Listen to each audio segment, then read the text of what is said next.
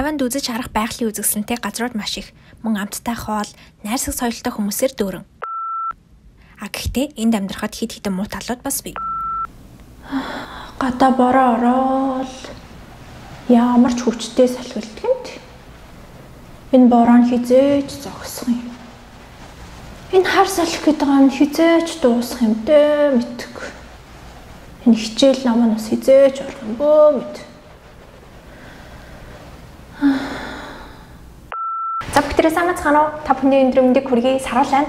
За өнөөдрийн бичлэгээр та бүхний би маш сонирхолтой зүйлийн талаар хуваалцах болно. Тийм учраас та бүхэн бичлэгээ дуустал үзээрэй гэж хэлмээрээ. За өнөөдрийн бичлэгээр та бүхний би Тайванд амьдрахад ерөөдөө онцгой зүйлсүүдийн талаар ярьж өгөх болно, хуваалцах болно. Тэгээд мэдээж газар болгонд амьдрахад одоо сайн тал байдаг, эсрэгээр бас муу тал ч гэсэн байдаг. Тийм учраас Тайванд ч гэсэн яг ингээд амьдрахад одоо амьдрах нөхцөл орчин тий аюул сайн. За ингээд аюул эрхчлөөтэй газар ч гэсэн яг эсрэгээрээ бас одоо тодорхой хэмжээний одоо амьдрахад тийм онцгой зүйлсүүд байдаг. Тийм учраас өнөөдрийнхөө бичлэгээр энэ талаар хуваалцахаар шийдлээ. Тийм учраас та бүхэн бичлэгээ дуслан үзээрэй. Тайванд ирлээ ямар гоё хурдхан онгоцны амглаас гарч үзье. Бүхэн гонч юм. Энэ халуун байсан юм. Йоо ямар юм халуун юм бэ? Хүүснээс шууд гарсан ааж нь. Яг Тайванд ирсэн үү, саунд ороод ирсэн үү? За эхнийх нь гэх юм бол цаг агаар. За Тайванд яг цаг уурын хувьд болохоор яг Монголоос болтгисэн ондоо. За Монгол болохоор одоо илүү хуурай урамсгалтай бол Тайванд яг эсрэгээр айгу халуун тийм бөхчөн байдаг. Тэгээд би яг анх Тайванд ирээл онгоцны буудлын дээр буучаал тэгэл гадаа гарсан чинь пүн гэл яг саунд ороод ирсэн чи бүр амар халуун байсан. Тэгээд ер нь яг миний Тайванд ирсэн анхны сэтгэл гэх юм бол бүр ёо ямар халуун юм бэ л гэж бодсон яг анх ирээд. За хоёрдугаарт нь гэх юм бол айгу чиглэг тэгээд халуун тасал тавиад бөхчм тэгээд нэмдэг нь чиглэг. Тийм учраас ер нь халуун бөхчм дээрээс нь чигтэй гэсэн үг. Ёо за ингэж нэг дотор байна гэж. Арай л халуун байна уу? Арай л халуун байна. Гэхдээ цонх мохон голгочихдгүй амар халуун биш үү? Чи цонхон голгож яах чам? Гэхдээ чи салхи сав оруулъя л та. Тайванд халууц бол цонхон голгохгүй. Тайванд халууц бол air conditioner асуудаг. Окей. Мань удирдлага.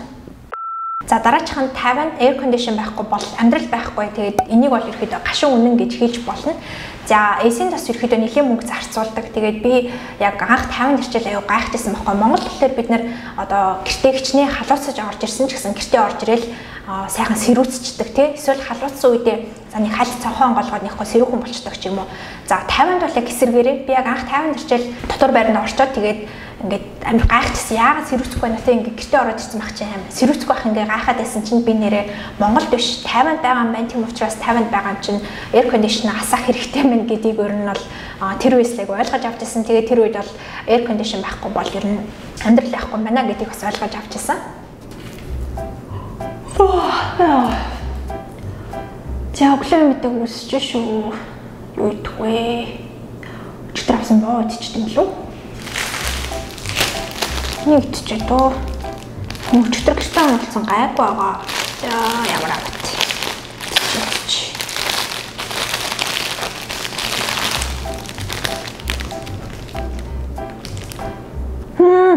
Өчөрсөн мэт ямар цаваа юм бэ? За дараачих нь гэх юм бол юмнууд ерөөхдөө айгүй амархан хөгжөрч мууддаг. За тэнд нь болохоор ерөөхдөө идэх юмч бай, хувцас хунарч бай ер нь чигтэй газар ингээд удаан байлгаад ах юм бол ерөөхдөө айгүй амархан хөгжөрч муудах тийм аюултай байдаг. Гадаа бороо ороод ямар ч хүчтэй салхилдгэнт. Энэ бороо хизээж зогсох юм. Энэ хар салхи гэдэг нь хизээж дуусах юм дээ мэдгүй. Энэ хичээл ном нь хизээж орох юм бөө мэд.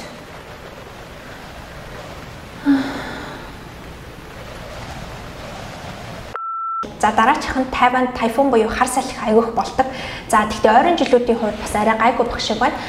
Намайг яг анх Тайванд ирдэг жил буюу 2016 оны яг 9 сард айгүй амар хар салхи болж исэн. Тэгээ тэр үед болохоор манай дотор байранд тог тасарсан. Тэгээд гаднах одоо хоолны газруудын хоолмол зардаг газрууд бүгдээрээ хаацсан.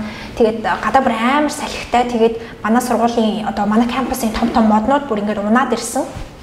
Тэгээд тийм амар байсан. Тэгээд одоо яг л одоо тийм сүрсэн газар шиг нэг тийм амар байсан. Тэгээд явж байгаа хичээл бичээл орохгүй. Тэгээд тэр үед бас ер нь яг Тайванд ирээл хөөх Тайван чинь тий ийм амар юм бол гэж тэр үед бас одоо шоконд орж исэн бас нэг хэлбэр маань бас гэж хэлж болно. За өнөөдөр чи ямар хичээл орох вэ? Сараат хэдэ. Хүй ёо газар хөдлөлт том ямар амар юм бэ ёо. За дараачих нь байгалийн гамшигт үзэгдлийн бас нэг хэлбэр болох газар хөдлөлт бас аягүй их болдог. За би яг анх ирчээл нэг тийм газар хөдлөлт гэж үрсэн мэдэрч байгаагүй. Тэгсэн чинь манай өрөөний охин болохоор тэр үед нэг Япон охин байсан. Тэгээд Японд чинь бас нэлийн газар хөдлөлт энэ төр болдог учраас бас японочууд өөрсдөө аягүй мэдрэмтгий болчихдаг юм билээ. Тэгээд манай одоо өрөөний тэр Япон охин ингээд жоохон газар хөдлөхөд сайн газар хөдлөлт штэ гэд шууд тэгээ босоод ирдэг. Тэгээд би болохоор тэр үед бүгд юм сайн газар хөдлсөн юм би болохоор юу аш мэдтгүү.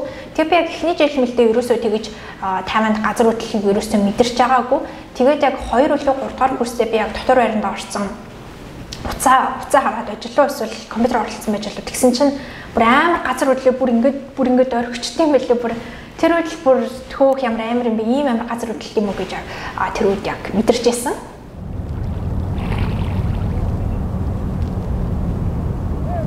Ямар амар салхитай хүүт юм бэ ёо.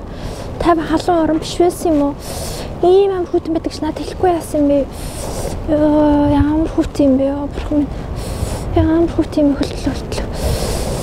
За дараачих нь бол Тайванд өвлдөө айгу жиндүү айгу хүүтэн байдаг. Тэгээд бид нар ерөөхдөө Тайваныг халуун орол гэдгийг мэддэг шүү дээ. Би ч гэсэн бас Тайваныг халуун орол гэж боддог байсан. Тэгсэн чинь яг өвлдөө яг одоо зангаа таниулна гэдэг чиг өвлдөө бас амар хүүтэн болт юм билээ. Тэгээд одоо ялангуяа амьдарч байгаа газар чинь далайтай ойролцоо газар амьдарч байх юм бол бас нэлээд сэрүүхэн байдаг. Бурхан минь бүр өсөж сонгочлоо.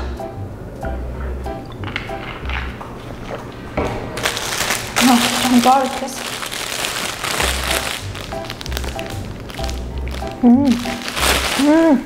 Юу бахан цэцгэлшгийн ялаа шиг юм. Хөөж ах амраа урчих нь эсээд ах юм.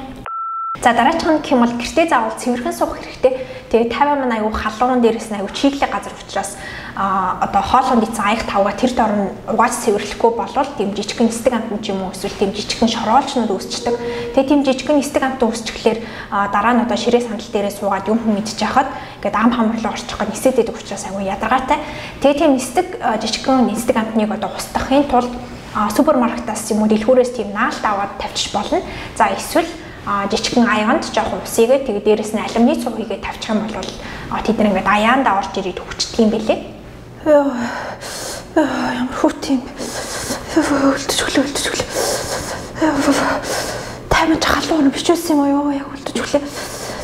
Ийм амар хүүтэн байх ус юм уу? Зангаа таниуллаа да. Үлдэж өглөө. Ямар хүүт юм бэ? За дараачих нь гэх юм бол пар байхгүй. Тэгээд сургуулийн дотор байр амьдарсан ч бай, гадуур өөрөө байр түрээсэл амьдарсан ч бай. Байрнуудад ерөөсөө пар байдаггүй. Тийм учраас ер нь бас л нэлээд сэрүүхэн талтай шүү. За нэг цонхон хонголгоо салхисаагүй оруулъя та бурхан.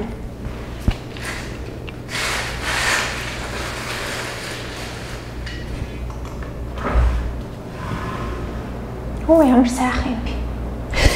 Жоомор өдөрлөө штэ.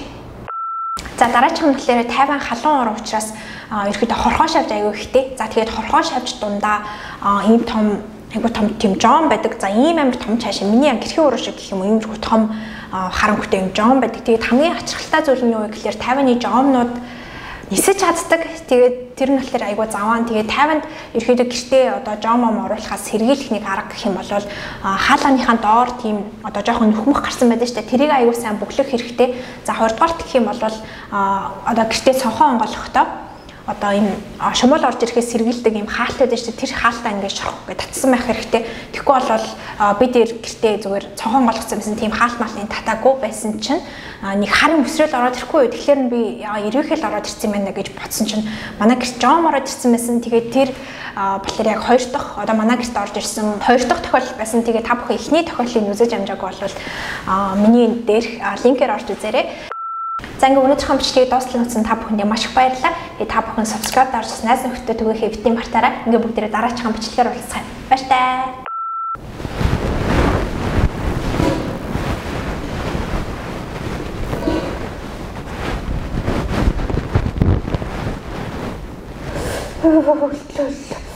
Ямар хүүт юм бэ? Та ийм хүүт мэн гэж ярьсан юм уу? Тэгтээ одоо амар халуун байна. Нэг тайлбар явуулна.